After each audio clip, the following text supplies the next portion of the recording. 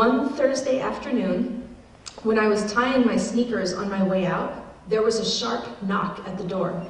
Immediately falling into the mode that I devised for social workers, I cautiously approached the door, tiptoeing, readying to peer out the peephole. To my horror, Ma, by this time not in her right mind at all, dressed only in an obviously filthy, extra-long t-shirt, had gotten to the door first, and she was unsnapping the locks. Given the extent of the mess that was spread everywhere in our apartment, rotten garbage on the floor, old clothing, 1,000 cigarette burns and butts on the matted carpet, I panicked. The door creaked open, and my heart jumped when I saw who Ma had let in.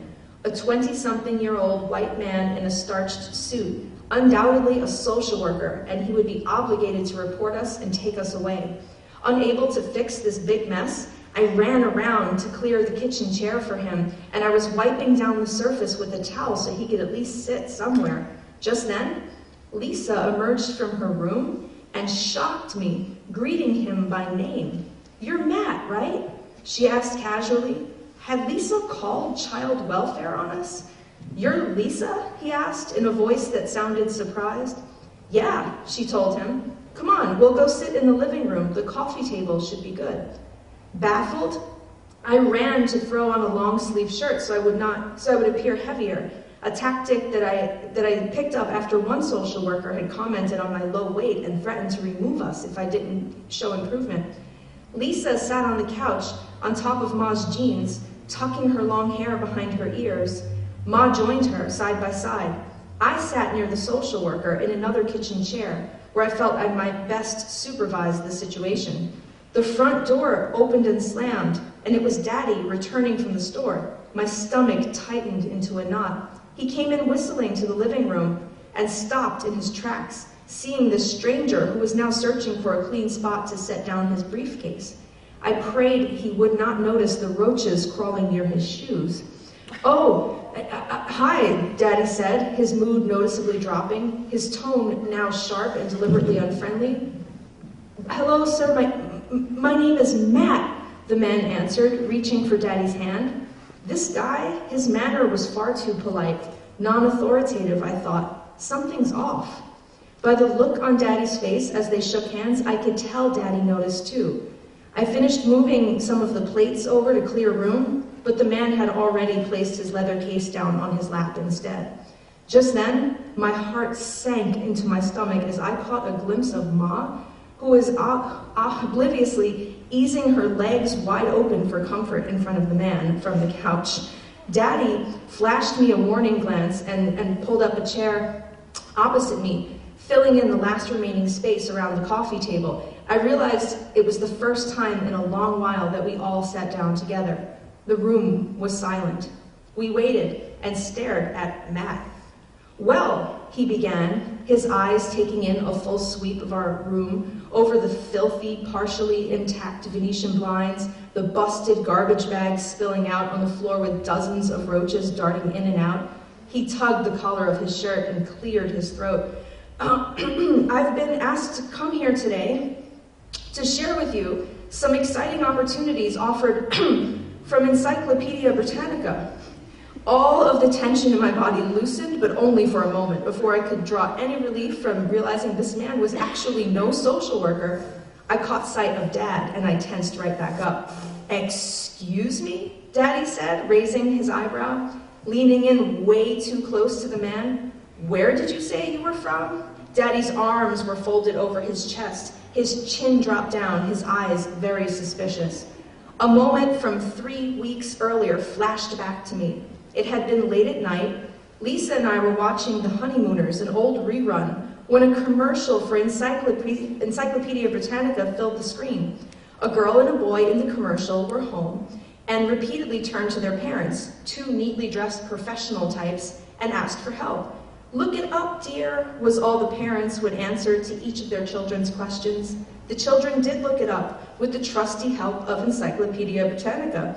And when they received A's on their papers, the family gathered to celebrate in the living room beside a crackling fireplace with the coffee table much newer and much cleaner than ours. Lisa's attention had been fixed on the screen. Then, when the narrator invited us to have a free home presentation, which would include 2 free volumes, I remembered now with a certain degree of horror that Lisa had grabbed a pen and jotted down the phone number. It never occurred to me she would actually call. "These are our brochures," Matt said, pulling out these glossy pamphlets from his briefcase. "You can all have a look."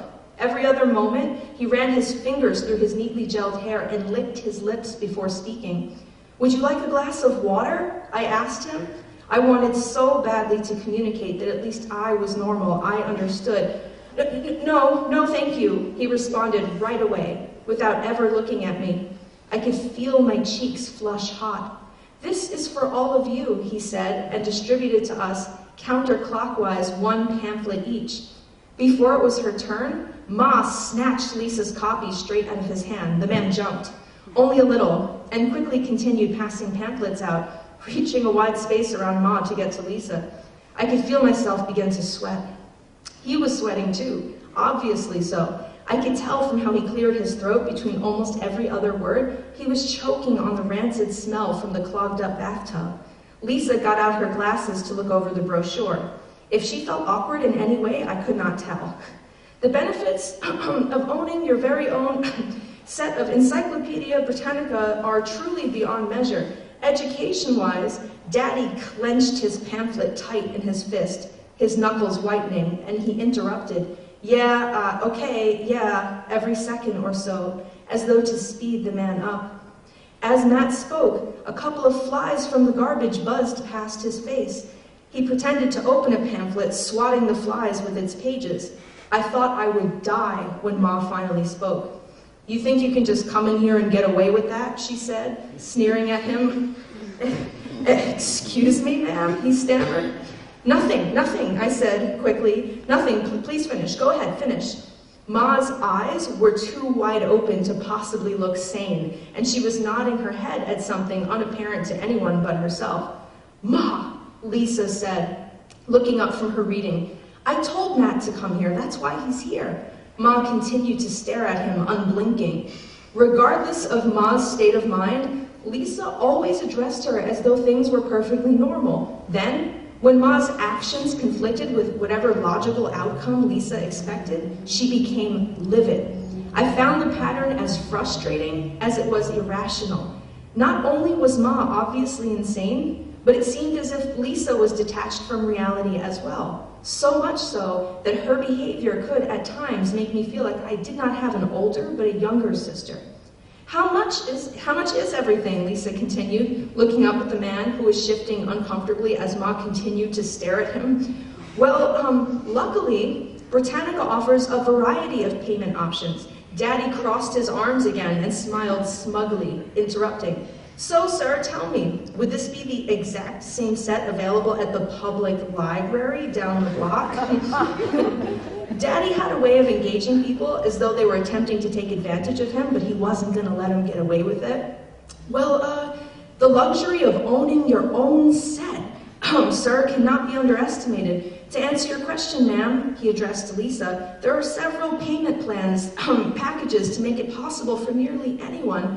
Forgetting Matt, Ma dug absent-mindedly up her nose with her pointer finger. He pretended not to notice, but he gave himself away with a frown when she wiped it across the arm of the couch.